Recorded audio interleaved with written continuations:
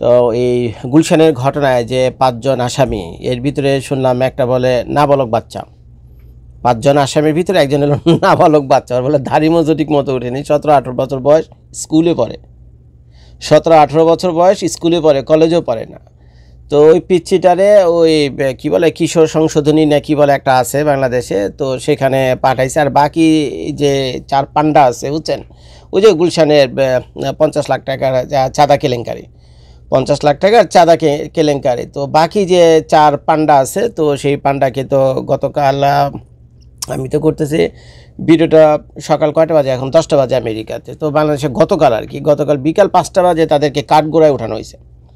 বিকাল 5টা বাজে এই চারো বদমাশকে কী করছে, কাঠগড়ে ওঠানো হয়েছে। মানে কাঠগড়ে ওঠানোর পর আশেপাশে যত আইনজীবী ছিল, উৎসুক জনতা ছিল। ভাই এই যে চাঁদাবাজি বলেন, এটা কিন্তু ভাই যারা খারাপ মানুষ তারাও পছন্দ করে না, এটা ভীষণ রকম অন্যায়। একটা দেশকে ধ্বংস করে দেওয়ার জন্য মানে এই চাঁদাবাজির যে প্রসেস বাংলাদেশে যে সিস্টেম চালু হয়েছে বুঝছেন, টোটাল দেশটাকে একেবারে ক্ষত বিক্ষত করে দেওয়ার জন্য যথেষ্ট। তো যার ফলে দিন শেষে কিন্তু আমরা সবাই খারাপ হই, ভালো হই, চোর হই, ডাকাত হই, দুর্নীতিবাজ হই, টাকা লুটপাটকারী হই।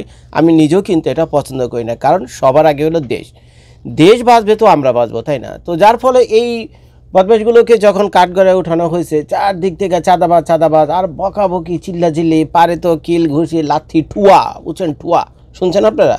নাম তো শুনেননি, আমগো আমলে ছিল।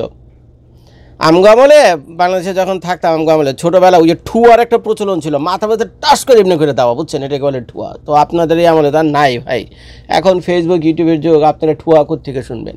তো আপনারা যারা বাপ মায়ের জিজ্ঞেস করে দেখেন, তারা হয়তো ঠুয়ার নাম শুনছে।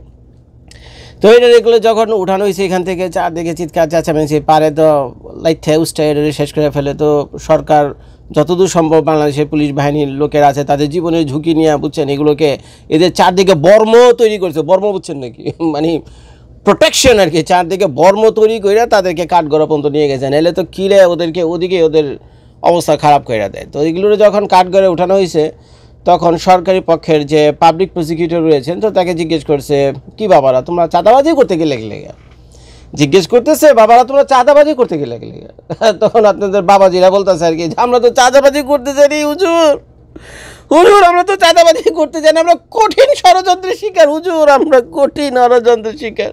তো এখন এজলাসে তো বসে আছেন বিচারক, জাজ বসে আছেন, তো ওদের কান্নাকাটি থেকে জাজ জিজ্ঞেস করছে, আচ্ছা কান্নাকাটি থামাও, কী হয়েছে কও দেখি। হুজুর আমরা ওইখানে আসামি লুকিয়ে রয়েছে, তো আমরা পুলিশকে খবর দিছি, গুলশান থানা পুলিশকে আমরাই খবর দিছি যে আহেন ওখানে আসামি লুকিয়ে রয়েছে, আপনারা তো আসামি খুঁজে পান না, আমরা ঘরে ঘরে গিয়া আসামি খোঁজার দায়িত্ব নিয়েছি, আপনারা আসেন, আসামিরা ধরে নিয়ে যান। এটা বলে তারা নিচে ওয়েট করতে লাগছিল এই 5 জন। তো তখন গুলশান থানার যে পুলিশ আছে, গুলশান থানার পুলিশ আইসা ওই মানে যাদেরকে ধরার জন্য পুলিশ ডেকে নিয়ে এসে তাদেরকে তো ধরেনি, উল্টা তাদেরকে ধরে নিয়েছে। এখন তারা এটা তীব্র নিন্দা জানাইছে এবং হুজুরের কাছে, মহামান্য আদালতের কাছে এটা ন্যায় বিচার চাইছে যে পুলিশ তো ভাই ডাকছে আমরা, আর এই পুলিশ আমগোই ধরে লইছে, এখন আমাদের এই চাঁদাবাজ বলতেছে। তো এখন রাষ্ট্রপক্ষে যে আরেকজন অ্যাটর্নি ছিলেন, তো জিজ্ঞেস করতেছে তোমাদের চাঁদাবাজির ঘটনা আবি কেমনি কি, ভাগ বাটোরা কার কাছে যায়, সুবিধা অসুবিধে কি, দিনকাল কেমন চলতেছে, কবে থেকে এগুলো চালু করছো ইত্যাদি নানান প্রশ্ন তো এখন মানে উঠেছে। এখন বাংলাদেশে তো বুঝেনি, এরকম হাজার হাজার ঘটনার ভিতরে একটা ঘটনা যখন লাইটে আসে, বুঝছেন, মিডিয়াতে আসে এবং সেটা ভাইরাল হয়, তো সেটা মোটামুটি একটু থাকতে পারেন যে এটার একটা বিচার পাবেন, বুঝছেন, এটা কম বেশি একটা বিচার, অ্যাকশন রিঅ্যাকশন আপনারা পাবেন।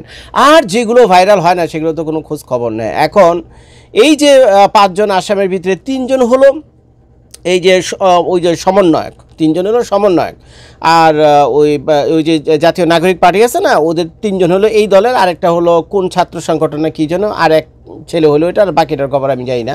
তো এই 4টা ঘুরে ফিরে সবগুলি হলো এই বৈষম্যবিত্রী ছাত্র যে বিভিন্ন সংগঠন রয়েছে, তো বিভিন্ন সংগঠনের এরা হইল কর্মী। তো এখন এগুলোর তো ধরে টরে লইছে, তো এখন পুলিশ ওদের কাছে বলছে যে 10 দিনের রিমান্ডে দেন বস, 10 দিনের রিমান্ডে দেন, লয়ে যাই, 10 দিনের রিমান্ডে দেন, লয়ে যাই, সব বের করুন। না আদালত বলতেছে যে এরা তো পোলাপান মানুষ, সহ্য করতে পারবে না, এরা তো পোলাপান মানুষ, জাজ বলতেছে এরা তো পোলাপান মানুষ, সহ্য করতে পারবে না, আর তোমাদের উপর ভরসা নাই, পুলিশে বলতেছেন পুলিশের রিমান্ডার মাইন্ড বুঝছেন তো, পুলিশের রিমান্ডার মাইন্ড, এই রিমান্ডার মাইন্ড কে খায়নি? বিএনপির বাবর থেকে নিয়ে শুরু করে আওয়ামী লীগের নেতা ফেতা এমন কেউ কোনো বাদ নেই। যে সরকার ক্ষমতা ছিল তার বিরোধী যে লোকজন ছিল, বিরোধী দলের সমর্থক যারা ছিল, তাদেরকে ধরে এই না পিটায় রিমান্ডের নামে কি করা হয় ভাই, সেটা তো বুঝিনি ভাই। এই যে রিমান্ডের কথা শুনলে ভাই আমার গায়ে লোমও দাঁড়া যায়, কারণ বাংলাদেশে তো কোনো মানবাধিকার নাই। আর যেখানে রিমান্ডে টর্চার করা হয় সেখানে কোনো সিসিটিভি ক্যামেরা লাগানো থাকে না, যেমন উন্নত দেশগুলোতে লাগানো থাকে।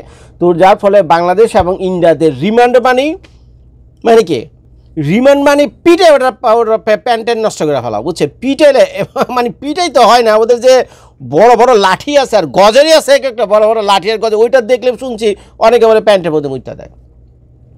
ওই গজারি আর লাঠি যেগুলো রাখা আছে ওদিকে, ওইটা দেখলেই বলে অনেকে প্যান্টের ভিতরে মুইতা দেয়, বুঝছেন? এই হলো ভয়ঙ্কর অবস্থা। তো জাজ বলছে যে সহ্য করতে পারবে না 10 দিনের রিমান্ড, তো এক কাজ করো 7 দিনের রিমান্ডে তো লয়ে যাও। আর যাওয়ার সময় জাজ সহ ওই এজলাসে যারা ছিল সবাই দোয়া টোয়া করে দিয়েছে যে বাইচা থাকলে আবার দেখাইবো, বাইচা থাকলে আবার দেখাইবো। ওই 4-5 মাসকে বলছে যে বাইচা থাকলে আবার দেখাইবো, আবার তোরা যা, ঠিক আছে? আর পুলিশে বলছে যে পোলাপান মানুষ একটু দেখে শুনে রেখো। তো পুলিশ বলছে আচ্ছা আপনি চিন্তা করেন না, দেখে সেটা এটা রাখুন নি। তো এটা তো ওই 5 দিনের রিমান্ডে নিয়েছে, 7 দিনের রিমান্ডে নিয়েছে, 10 দিনের রিমান্ড চাইছিলাম। তো এখন মনে হয় প্রথম একদিন হলো, বাকিটা আপনারা জানতে পারবেন। এখন মনে করেন এই যে ভাগ বাটারাও আছে, জাস্ট এ সেকেন্ড বাড়ি 1 মিনিট, ওকে 1 মিনিট। তো এখন এই যে তাদের 50 লাখ টাকার যে ভাগ বাটার আছে, এখন তো 10 লাখ টাকা, এবং সেটা আবার কিস্তিতে নিতে আছে, দেখেন সেটা তো আবার কিস্তিতে নিতে আছে। এখন এদেরকে তো মনে হয় না বাংলাদেশে কেউ এদেরকে বাঁচাতে পারবে। আর এরা যদি বাইরে জায়গা কোনো ফাঁক ফোকর দিয়ে, তাহলে বাংলাদেশের মানে কী যে ভয়াবহ অবস্থা, কঠিন একটা বিশৃঙ্খলা তৈরি করবো। ল অ্যান্ড অর্ডার যে বাংলাদেশের কতটা খারাপ পর্যায়ে গেছে, তো এইটা মানুষ কখনই মেনে নেবে না যদি এগুলো কোনো কারণে মানে ছুঁইটা যায়, বুঝছেন? কারণ যেরকম সাক্ষী প্রমাণ, যা সিসিটিভি ক্যামেরা, যা কথোপকথন, পুরো এভিডেন্স যা কিছু আছে, এটা তো ভাই কমন সেন্স, মানে এত কিছু লাগে না। এদের তো 90 দিনের ভিতরেই জেল, জরিমানা, সাজা, শাস্তি, রিমান্ড যা কিছু বলে না কেন সব কিছু করে দেওয়া সম্ভব। তো এখন তারা তো 50 লাখ টাকার ভিতরে 10 লাখ টাকা নিয়ে গেছে, 40 লাখ টাকা নিতে গিয়ে বাকিটা তারা ধরা পড়ছে। এখন এই যে টাকাগুলো ভাগ বাটোয়ারা, আপনার মনে করেন যে দাড়ি মসুটি নিয়ে ঠিক মতো এই ছোটো ছোটো পোলাপানগুলো পায়, কী মনে হয় আপনাদের কাছে? উত্তর হলো না। এই ভাগ বাটোয়ারা যায় একেবারে সেই লেভেল পর্যন্ত, বুঝছেন? এই যে সার্জিস বলেন, মাহফুজ